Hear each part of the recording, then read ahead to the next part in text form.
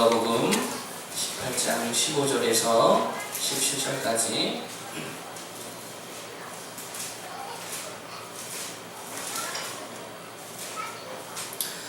자, 우리 짧은 구절이기 때문에 우리 한 목소리로 함께 낭독하겠습니다. 자, 시작. 사람들이 예수께서 만져주심을 바라고 자기 어린 아기를 데리고 오매 제자들이 보고 부짓건을 예수께서 그 어린 아이들을 불러 가까이 하시고 이르시되 어린아이들이 내게 오는 것을 용납하고 금하지 말라. 하나님의 나라가 이런 자의 것이니라. 내가 진실로 너희에게 이르노니 누구든지 하나님의 나라를 어린아이와 같이 받아들이지 않는 자는 결단코 거기 들어가지 못하리라 하시니라. 아멘. 오늘은 어린아이와 천국이라는 제목으로 하나님의 말씀을 증거하기를 원합니다.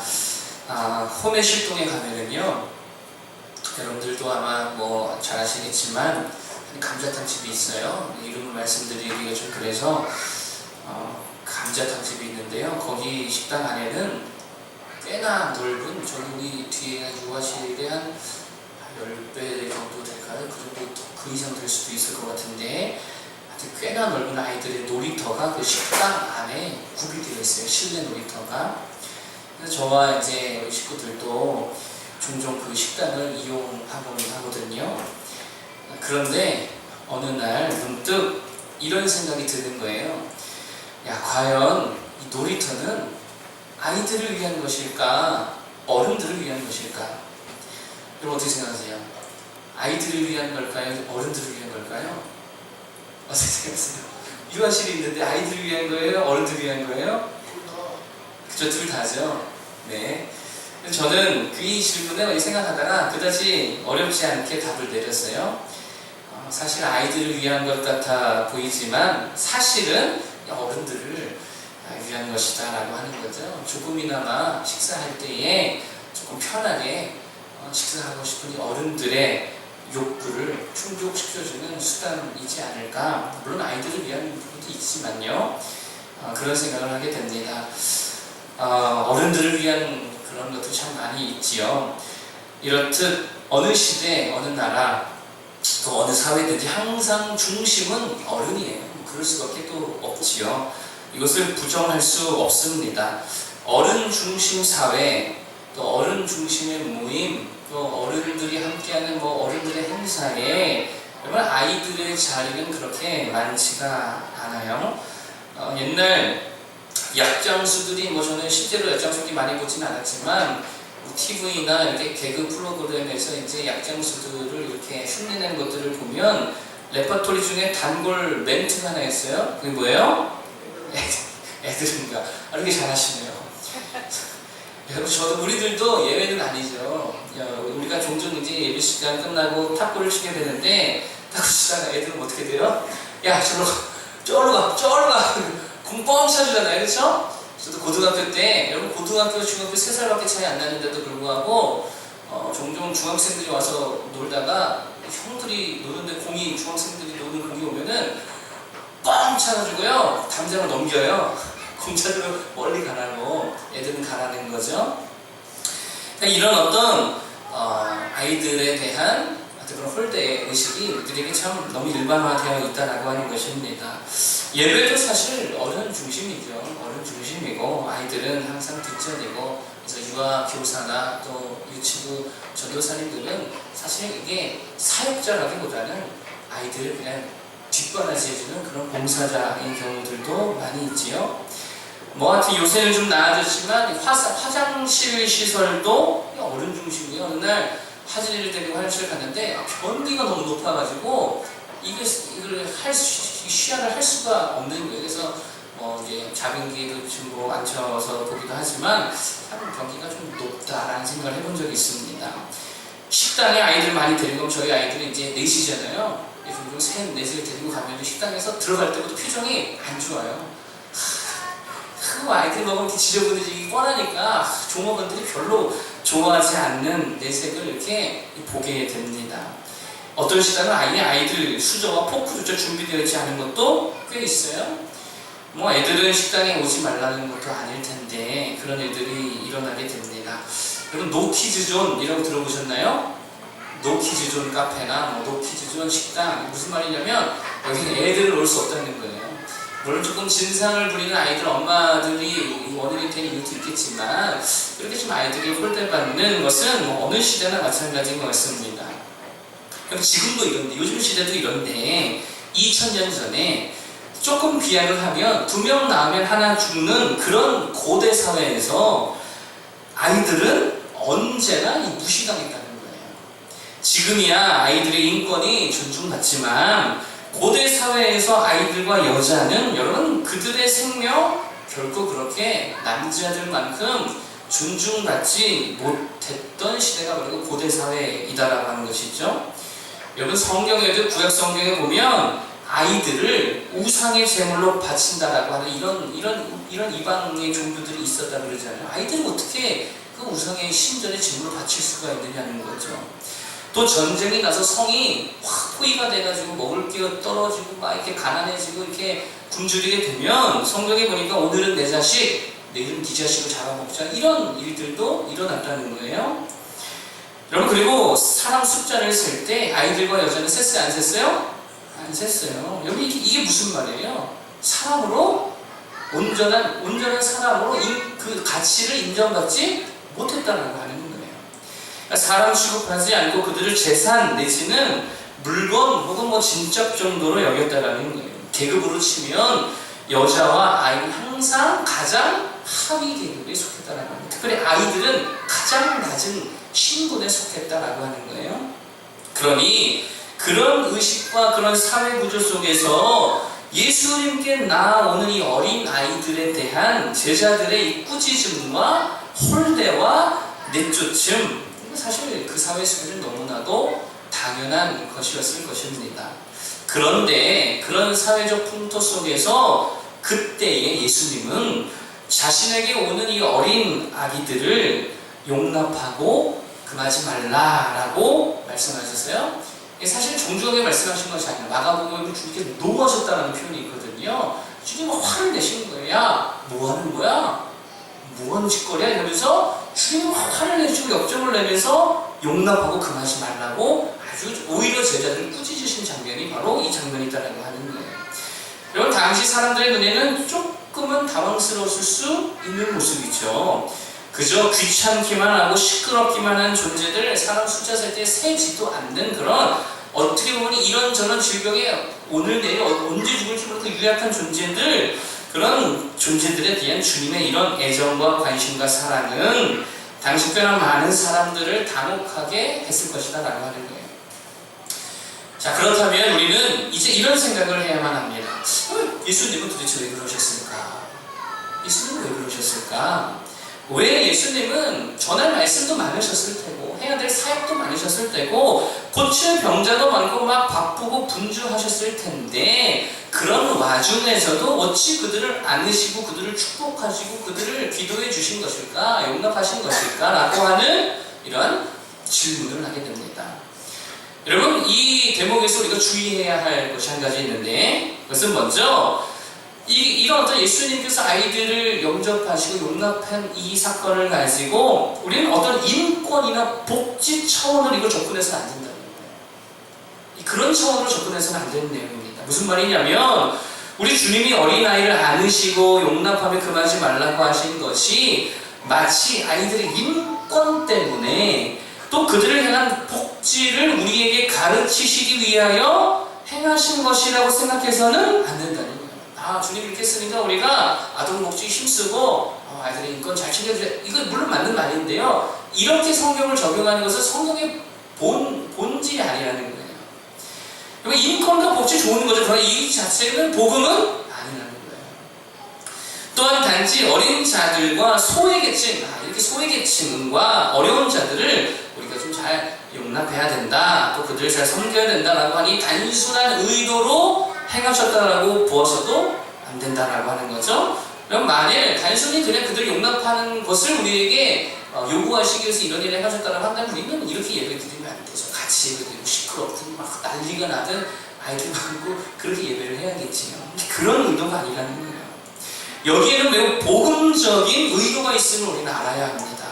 그리고 그 복음적인 의도란 그런 무엇인지 내서 생각해 볼 줄 알아야 된다고 하는 거예요. 그것은 다른 것이 아니라 바로 하나님 나라에 대한 이야기를 지금 들려주고 있다는 사실을 우리는 알아야 됩니다. 자, 이 본문을 통해서 먼저 우리가 알아야 될 것, 오늘 본문을 통해서 우리에게 보여주고자 하는 것, 그것 중에 첫 번째는 뭐냐면 먼저 우리가 주목해야 될 것이 있는데 그것은 바로 예수님께서 어린아이들을 부르셨다고 하는 거예요. 16절을 한번 읽어볼까요? 16절을 읽어보겠습니다.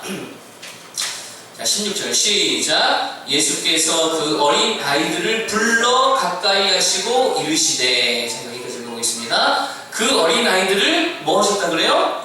부르셨다라고 성경이 말하고 있어요. 여러분, 이 누가복음의 저자는 누가인데요. 누가가 아주 의도적으로 부르다, 소명하다라고 하는 단어를 의도적으로 사용했습니다. 여러분, 이 단어는요, 예수님께서 제자들을 부르실 때에, 제자를 삼으실 때에 사용했던 단어예요. 근데 그 단어를 지금 두 개에 적용하고 있는 거예요. 어린 아이들에게 적용하고 있다라고 하는 거예요. 그러니까 따라서 어린 아이들이 불렀다라고 하는 이 표현은 단지 그들의 이름을 소리내어 불렀다라고 하는 의미 이상의 차원으로 우리는 봐야 된다라고 하는 것이죠. 아이들이 예쁘거나 사랑스러워서 그냥 그들을 한번 불러봤다, 이 정도의 그런 의미가 아니라 그들을 갓난아이일지라 할지라도 하나님의 자녀로, 그의 백성으로, 또 그리스도의 제자로 그 어린 아이들을 주님이 부르셨다라고 하는 거예요. 그리고 나서 주님이 이렇게 말씀하십니다. 하나님의 나라가 이런 자의 것입니다. 여기 아주 중대한 의미가 있는 것입니다. 주님은요, 하나님의 나라가 이런 자, 곧 어린아이와 같은 자들의 것이라고 말씀하셨다는 거예요. 뭐 하신 다음에 그들을 부르시고 난다. 그러니까 다시 말해, 이러한 주님의 부르심이 없이는 결코 주 앞에 나아갈 수 없는 자들을 의미하는 거예요. 이 아이들은 어떤 존재들이냐? 생각해보세요. 그들이 스스로 주님 앞에 나올 수 있어요? 아니에요. 주님이 부르지 않고서는 나올 수 없는 자들이 바로 이 어린 아이들이다라고 하는 거예요. 오직 주의 부르심에 전적으로 의지된 자들이라는 것입니다. 그리고 15절에 사람들이 예수님의 만져주심을 바라고 이 아기들을 데리고 왔다고 하는데요. 이 아기들은요, 지금 5살, 6살 저런 아이들이 아니에요. 성경 보면 베이비. 헬라 성경 보면 베이비를 말합니다. 갓난아기를 말해요. 누가 보면 독특하게 베이비라는 단어가 써 있어요. 그러니까 갓난아이를 데리고 온 거예요. 여러분, 갓난아이들이 자기들 스스로 주님 앞에 나올 수 있는 사람들이 아닙니다. 그들은 주님의 부르심 받아야만 주 앞에 나올 수 있는 사람들이, 아이들이다라고 하는 거예요. 여러분, 아마도 그의 어머니가 그 아이를 안고서 예수님께 나와왔겠지요. 왜냐하면 여러분, 지금도 그렇지만 당시에도요, 훌륭한 영적인 지도자에게 기도받는 게 참 복된 일이라고 생각했기 때문이에요. 그런데 제자들은 예수님께 어린아이를 들고 나온 이 여인들과 어린아이를 꼬집고 내쫓았다라고 합니다. 그러니까 그들은 힘이 없었어요. 어떤 자격이나 어떤 그런 권세나 특권이 없었어요. 제자들의 이런 홀대에 도저히 반항할 수 없었어요. 가라 하면 가야 되는 거예요. 그들은 더 이상 이 제자들의 가로막음 앞에 주님께 나아갈 방법이 없었다라고 하는 거예요. 유일한 방법이 있었다면 뭐밖에 없어요? 주님이 친히 부르시는 것 외에는 방법이 없는 거예요. 이게 바로 갓난아이들이에요. 주님의 부르심이 아니고서는 주 앞에 나아갈 아무런 자격도, 아무런 힘도, 아무런 근거도 없는 자들이 바로 이 어린아이와 같은 자들이다라고 하는 거죠. 그리고 천국은 바로 그런 자들의 것이라고 주님 말씀하고 있는 거예요. 여러분, 천국은 의지로 가는 게 아닙니다. 내가 주님께 가야지, 이 의지로 들어가는 게 아니에요. 천국은 무슨 실력으로 가는 거 아니에요. 무슨 영적인 실력, 기도 실력, 전도 실력, 이 실력으로 가는 거 아닙니다. 천국 티켓 돈으로 사는 건 아닙니다. 혈통으로 이루어지는 건 아니에요. 천국은 오직 천국의 주인이신 예수 그리스도의 이 소명으로만 들어갈 수 있는 거예요. 주님의 부르심으로만 갈 수 있는 나라가 천국입니다. 그리고 주님이 부르시면 여러분, 세상 그 누가 많아도 또 세상에 어떤 자격 없어도 힘도 없고 능력 없고 아무것도 할 수 없는 갓난아이와 같을지라도 이 갓난 부모의 품에 안겨 아무것도 할 수 없는 연약한 갓난아이와 같을지라도 주님이 그를 부르시면 천국을 소유할 수 있더라고요. 아니 주의 부르심을 입은 갓난아이야말로 진정한 천국의 백성이다라고 주님이 말씀해 주셨다고 하는 거예요. 여러분 성경을 보세요. 얼마나 많은 이 어른들이 얼마나 많이 주님 앞에 나와서 자신의 의의를 막 드러냅니까? 뭐라 그래요? 어떤 이는 주여 내가 율법을 어렸을 때 다 지켰습니다. 이렇게 말하잖아요. 어떤 이는 자신의 이웃을 잘 섬겼다라고 이걸 드러내기 위해서 주님께 질문을 하지요. 제자들은요, 자신들이 모든 것을 버리고 주를 다 따랐다고 인정받기 원했어요. 바리새인들은 세리들보다 11조 내고 금식하고 하나님 앞에 경건한 척 자신의 의를 드러내기를 원했어요. 이게 바로 어른들이에요. 어른들 특권이 있죠. 힘이 있죠. 인정받죠. 주님 앞에 나아갈 수 있다고 생각하는 거예요. 그러나 갓난아이는 결코 자신을 드러내지 않습니다. 갓난아이에게는 오직 주님의 부르심 외에는 주님께 나아갈 아무런 기대가 없는 거예요.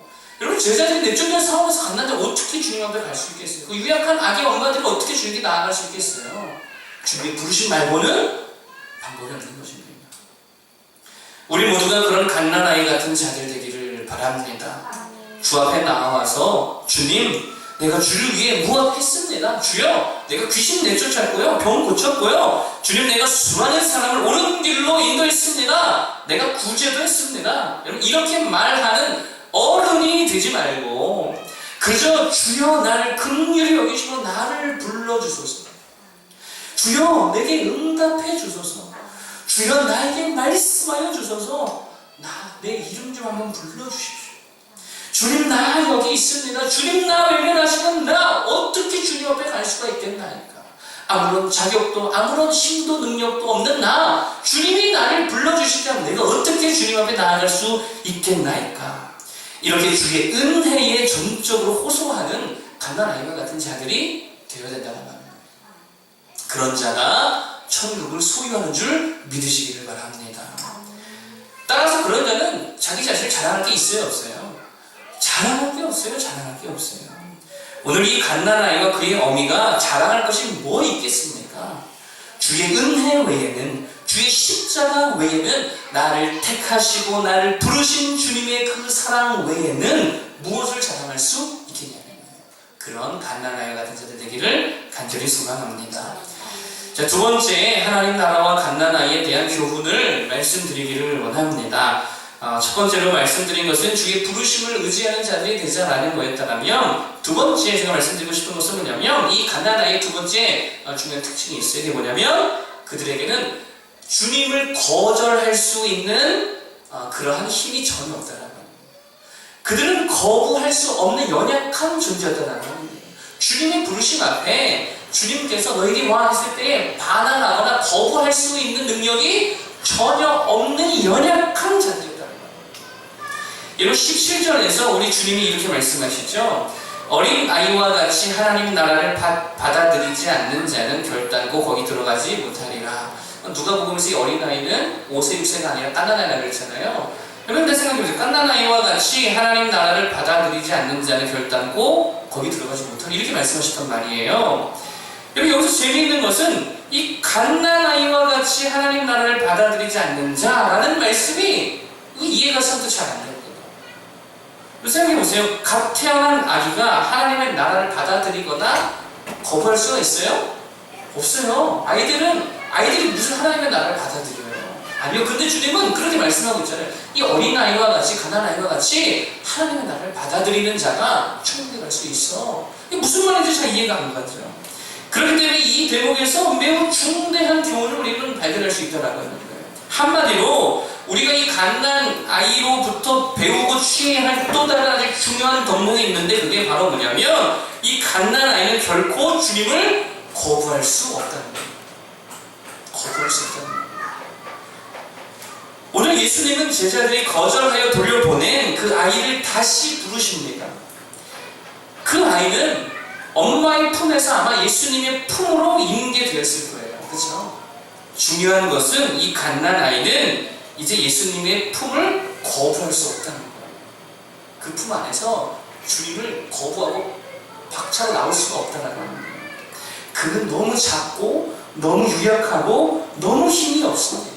아무리 발버둥 쳐도 주님의 품 아니라는 거예요.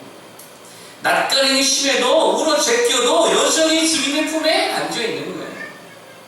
다시금 엄마의 품에 가고 싶어도 엄마의 젖이 그립고 또 배가 고파도 주님이 놓으시기 전까지는 여러분 주님의 품 안에 있을 수밖에 없는 그 연약한 존재가 갓난아이예요. 그는 결코 예수님과 그 나라를, 하나님의 나라를 거부할 힘도 능력도 없다는 거예요. 완전히 주님 손에, 완전히 주님의 품에 붙들린 바 된 갓난아이다라고 하는 것이죠. 이런 자가 천국을 소유한 자들입니다. 너무 작고, 너무 약하고, 너무 부족하고, 때로는 너무 고단하고, 어떨 땐 너무 힘들고, 때로는 너무 두려워서라도 결국 주님을 거부할 수 없는 자들, 결국 주님을 떠날 수 없는 자들, 이 갓난아이와 같은 자들이라는 거예요.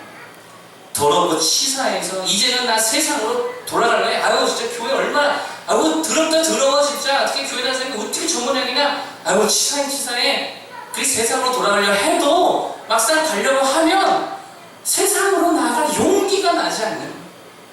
그래서 또다시 주님의 품에 또다시 예수 안에 머무는 자들, 여러분 이 갓난아이와 같은 자들입니다. 이게 은혜죠. 이게 은혜죠.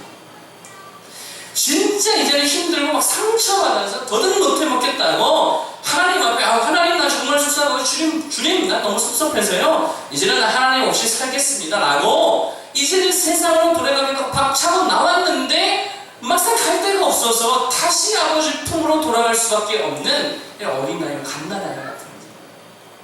이 진짜 은혜 받은 자예요. 그러니까 우리가 이 연약함을 자랑할 수밖에 없는 거예요. 여러분 부부도요 어떤 부부가 끝까지 오래 갈까요? 제가 한번 생각해 보니까요 이런 부부가 오래 갈 것 같아요. 막 심하게 싸워서요 남편이 아유 화딱지나 너 한번 오늘 밤 외롭게 한번 너 한번 잡아라 나갔어요. 남편이 에이 하고 집 나왔는데 남편이 도저히 갈 데가 없는 거예요. 갈 데가 없는 거예요. 친구도 없고 뭐 따로 만날 여자도 없고 누구 뭐 어디 갈 데가 없는 거예요. 그래서 아유 나한테는 이 집밖에 없구나. 그리고 다시 돌아가서 마루 구석에라도 누워서 잠을 자면 그런 부부가 오래 갑니다. 갈 데가 없는 부부들. 이 사람 말고는 갈 데 없는 이런 사람들이 오래 가는 거예요. 제 얘기를 한다고 생각하지 마세요.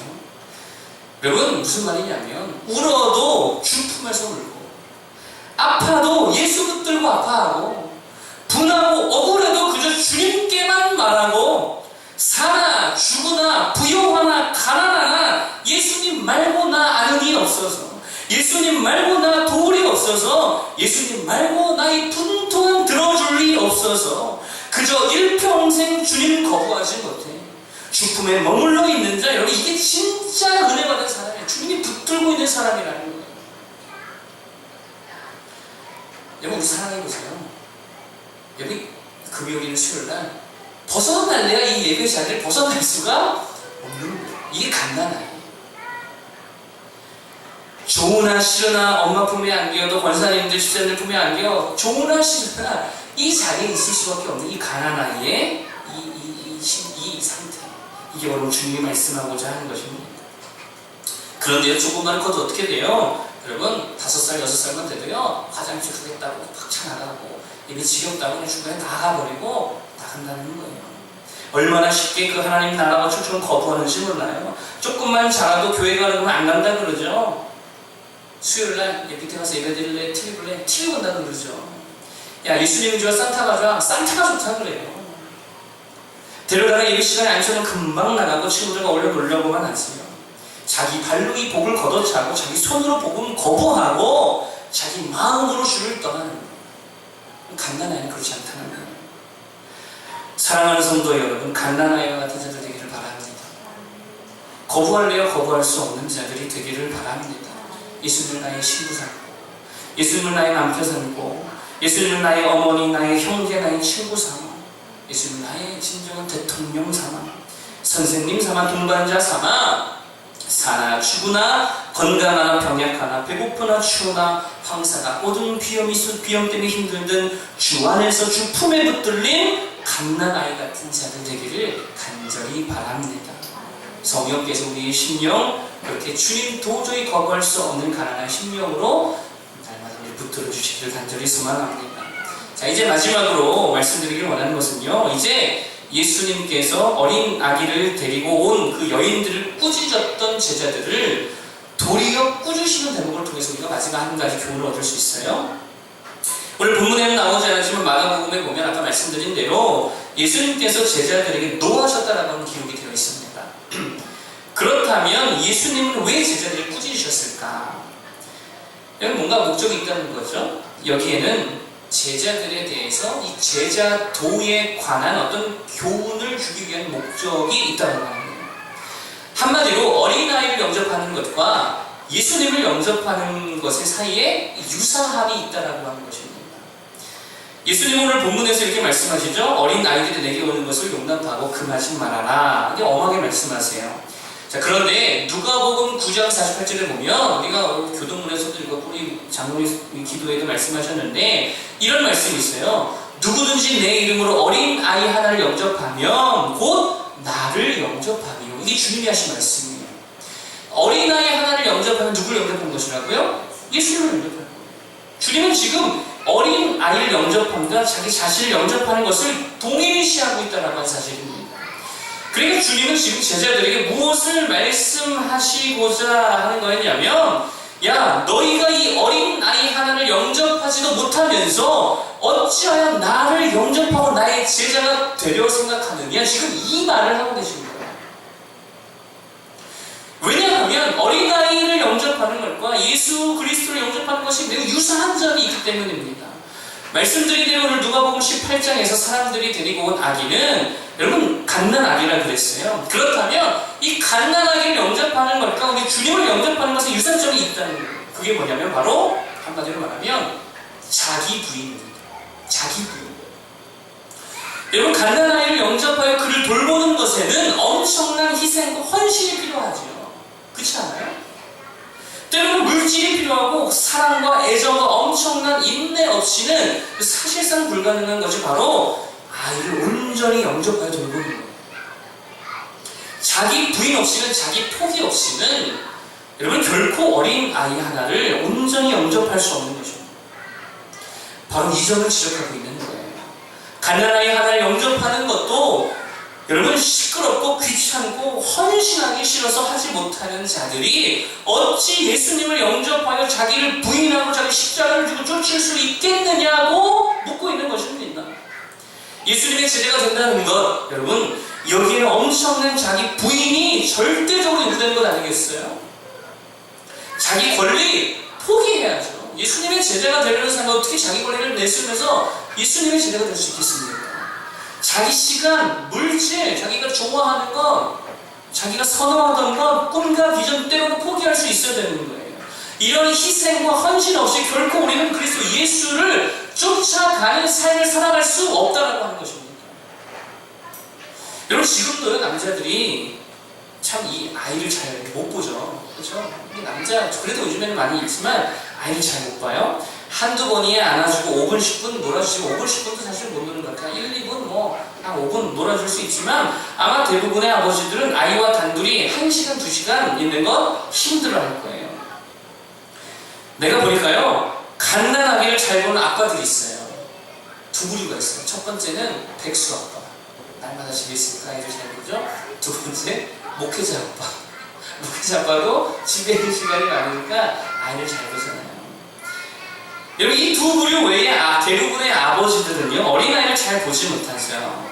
왜냐하면 애들 보는 데 엄청난 에너지가 필요한데 아버지들은 그 에너지를 다 일터에 가서 쓰고 나니까 집에 와서는 그 에너지가 남아있지 않은 거예요. 너무도 당연한 것이죠. 어쨌든 지금 우리 주님은 아이를 잘 못 보는 것에 대해 지적하는 것이 아니라 바로 그러한 헌신과 희생과 자기 포기 없이는 예수님의 제자가 될 수 없음을 말하고 있는 것입니다. 어린아이 하나를 영접하는 것은 마치 주님을 영접하는 것과 같다라고 주님이 말씀하셨잖아요. 그런 자기 희생, 그런 자기 헌신, 포기가 반드시 동반되는 것이 예수님의 제자가 되는 삶이라고 말씀해주고 있다고 하는 거예요. 갓난아이 하나를 위해 수고와 헌신과 희생도 감당하지 못해서 꾸짖고 가라고 돌아가라고 호통을 치면서 어떻게 땀 흘리고 살을 찌고 뼈를 깎는 자기 희생과 자기 포기로 예수 그리스도를 따를 수 있게 된 거예요. 그리스도 이름으로 어린 아이 하나도 감당하지 못하면서 무슨 너희가 세상을 감당하겠느냐라고 합니다. 여러분 또한 이것을 조금 뒤집어서 생각하면요, 예수님을 진실로 우리 가슴과 우리 삶에 영접했다고 하면서, 예수님을 정말 영접했다고 하면서, 예수님의 제자라고 말하면서, 과연 우리는 갓난아이 하나를 돌볼 때 필요한 만큼이라도 주를 위해 헌신, 인내, 희생을 하고 있느냐? 자기 자녀를 위해서는 필요한 에너지와 수고와 잠 못 이룸과 관절염이 오든 근육통이 오든, 나는 못 씻어도 아이는 씻겨내고 나는 못 먹어도 아이는 먹이는 그런 자기 희생과 포기로 그 갓난아이를 잘 돌보면서 과연 주님을 따를 때에도 그런 정도의 헌신과 자기 포기와 자기 헌신으로 주님을 우리가 과연 쫓고 있느냐는 거예요. 최소한 어린 아기를 돌볼 때 필요한 만큼이라도 귀찮아도 짜증나도 힘들고 어려워도 때론 더럽고 치사해도 우리 주님을 위한 일에 그 정도만큼이라도 자기를 포기하고 헌신하게 주를 쫓아가자라는 것입니다. 여러분, 사실 우리 주님도 그렇게 자기 부인을 통해서 우리를 영접해 주셨잖아요. 우리를 위해 그 하나님의 아들께서, 여러분, 저 하늘 보좌 영광 그 자리 내던져 버리고 그 보좌 우편 버리시고 자신을 낮추고 헌신하고 희생하여, 여러분 이 땅에 뭐 엄청난 무슨 뭐 권세자가 오셨습니까? 아니, 가장 가난하고 헐벗고 아주 못 먹는 그 자리에 말 밥통이 나신 분이 바로 우리 주님이시잖아요. 이게 얼마나 엄청난 헌신입니까? 얼마나 큰 낮아짐입니까? 주님께서 먼저 우리를 위해 자기를 부인하고 자기를 포기하고 자기 십자가를 지지 않았느냐는 거예요. 우리 주님 결국 편한 것 선택하지 않았습니다. 여러분, 여우도 굴이 있고 공중에 새도 처소가 있지만 우리 주님, 나 머리 하나 둘 곳 없다라고 주님 말씀하셨어요. 왜 머리 둘 곳 하나 없이 주님 다니셨어요? 우리 영접하시고 우리 구원하시고 우리를 온전히 그렇게 돌보시고자 그런 것 아니겠어요? 여러분, 유대인 중에 유대인 다윗 왕의 혈통이신 예수님이 오늘 천하디 천한 한 갓난아기를 여러분 그저 외면하고 돌려보내고 꾸짖고 야 귀찮으니까 가라 해도 아무런 누가 비방할 사람 없는 그런 당시 시대적 상황에서 그 갓난아이를 영접할 품에 안으셨다는 것, 그런 의미가 있다. 여러분, 이제는 우리가 그 마음과 그 희생과 그 자기 부인으로 우리가 주님을 따라야 할 것입니다. 갓난아이를 돌보는 어미의 심정으로 그 헌신과 그 땀과 그 고단함으로 이제는 우리가 주님을 따라야 할 것입니다. 예배 전에 우리 주집사님께서 한번들한테 땀을 막 흘리시는데 그러한 모습이 필요하다는 주님을 위해서. 제가 너무 좀 죄송하고 민망하더라고요. 나는 이렇게 땀도 하나 다 흘리고 있는데 집사님 막 애쓰십니까? 그런 헌신, 그런 자기 부인이 있어야 우리 주님을 쫓아갈 수 있다는 거예요. 자기 부인과 자기 희생으로 예수를 쫓는 자들 되기를 바랍니다. 귀찮다고 멀리하지 말고, 시끄럽고 소란스럽다고 교회를 하면 시끄럽고 소란스러워서 못해먹겠어요. 여러분 그러지 말고, 내 몰라 하지 말고 어린 아이를 꼭 품에 안고 우리 주님처럼, 여러분 아이들 얼마나 물어댔겠어요? 한두 명이었겠어요 아이들이. 그런 주님처럼 갓난아이를 돌보는 어미의 희생과 포기와 인내로 주님의 일들을 감당하는 주님의 제자 되시길 간절히 축복합니다. 결론에 말씀드리겠습니다. 세 가지를 말씀드렸어요. 갓난아이처럼 주의 부르심을 절대적으로 의지하는 심령을 되자, 또 부르시는 주님 거부하지 말고 늘 주님 품에 붙들림 받은 자들이 되자, 그리고 세 번째로 주를 위해 이제는 헌신, 희생, 포기하며 살아도 주를 위하고 죽어도 주를 위한 주님의 사람 되자라는 세 가지 말씀드렸습니다. 우리 함께 오금송가 찬양 하나 부르고요. 들은 말씀 붙들과 함께 기도하기를 원합니다. 이 찬양을 아시는지 모르겠습니다. 이제 내가 살아도, PPT가 준비되어 있어요. 이제 내가 살아도 주 위에 살고, 우리 함께 이 찬양 부르고 함께 기도하겠습니다.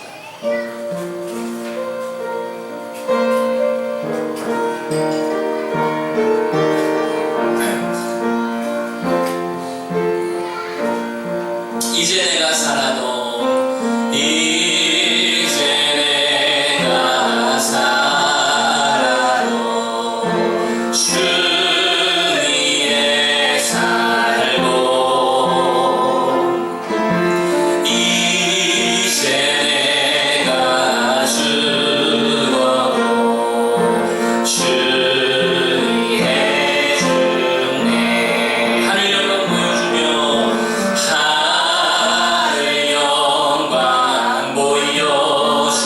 날 부르시는 날 오라 하네. 아멘.